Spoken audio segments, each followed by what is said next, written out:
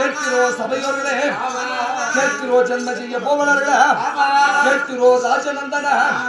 அப்படி சிசையா வேதம் என்பதை வேதம் என்பதை 4, உலகத்தில் இருக்கக்கூடிய திசையும் 4, பிரம்மா சிரமோ 4, மனிதன் என்று சொல்லப்பட்ட எழுத்துக்கோள் 4 என்று சொல்லப்பட்ட எழுத்துக்கோள் 4, இந்த திசையும் 4, இப்படி 4 பிரிவாக இருந்தாலும் பேசாதீங்க. இப்படி 4 பிரிவாக இருந்தாலும் ருக்கு யசூர் சாமம் அதர்வம் என்று சொல்லப்பட்டது 4 வேதங்கள் இருந்ததா. இந்த 4 வேதத்தை தேவர்கள் கூடி அத பிரம்மணத்தில் கொடுத்தார். அந்த 4 வேதத்தை தேவர்கள் கூடி அது பிரம்மணத்தில் கொடுத்தார்கள்.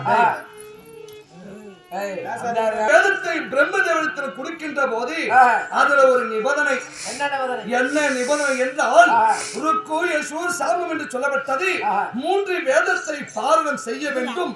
அதர்மனை வேதத்தை பாரணம் செய்யக்கூடாது என்று சொல்ல பிரம்மதேவன் அறியாமல் அதர்மனை வேதத்தை படிக்கின்ற போது இந்த மூக் என்று சொல்லப்பட்ட நாசி வழியாக அங்க சோமயாசுரன் பிறந்தார்.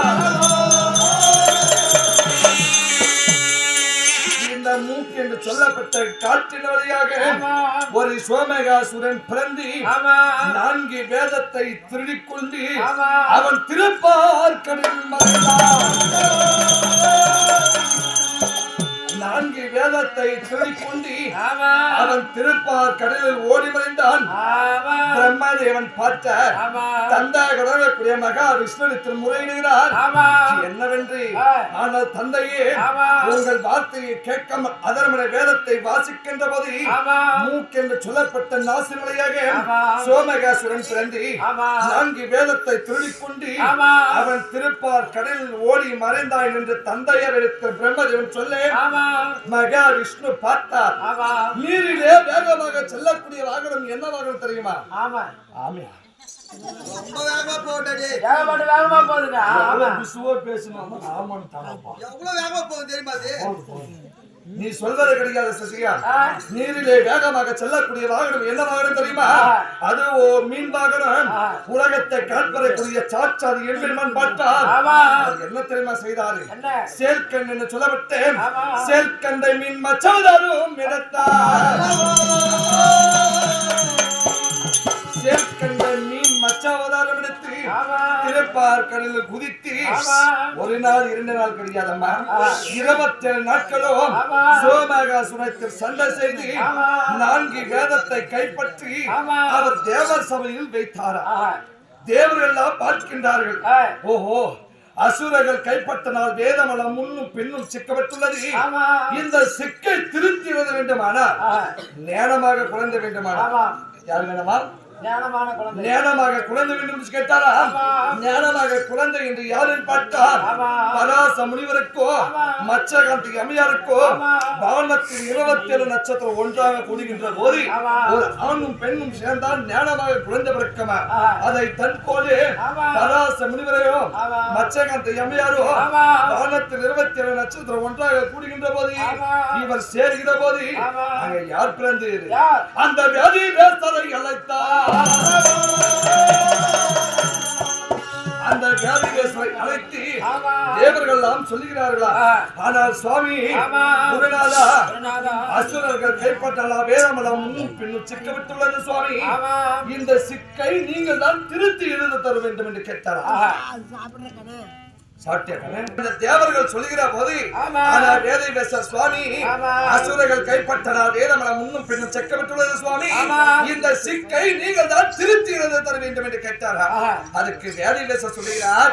ஆனால் தேவர்களே, என்னையால் படிக்க மட்டும் முடியுமே, எனக்கு எழுத தெரியாது.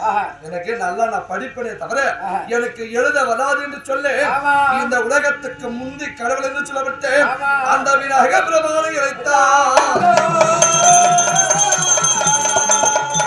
இந்த உலகத்துக்கு முந்தி கடவுள் என்று சொல்லப்பட்டு அந்த விநாயகர் பரவனை அழைத்து வேதவியாசர் சொல்லுகிறார்கள். ஆனால் விநாயக பெருமானே நான் சொல்லிக் கொண்டு வருகிறேன், நீங்கள் எழுதிக் கொண்டு வாருங்கள் என்று சொன்னாராம். அதற்கு விநாயகர் கேட்கின்றாராம். ஆனால் வேதவியாசர் சுவாமி நம்ம எங்கே எழுதுவது சுவாமி என்று கேட்டாராம்.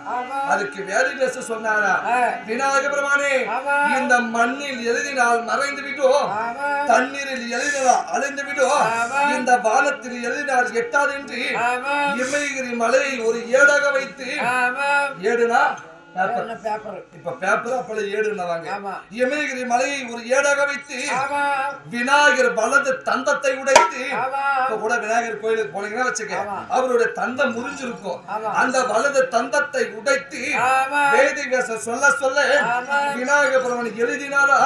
அவங்க எப்படி எழுதினார்கள்?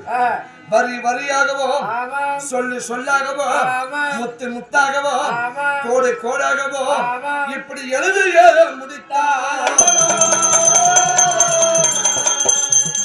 இப்படி எழுதி கொண்டிருக்கின்ற போது 5 வரிக்கு இடமில்லையா. சிசியா குருநாதா சிசியா குருநாதா அந்த 5 வரைக்கு இடமில்லையா. அந்த 5 வரையோ 5வது வேதம்.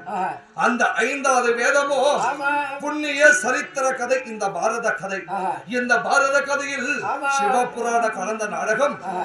அர்ஜுனன் தவம் அரண் கை வரம், அரணே அரணை சொல்வதை விட்டு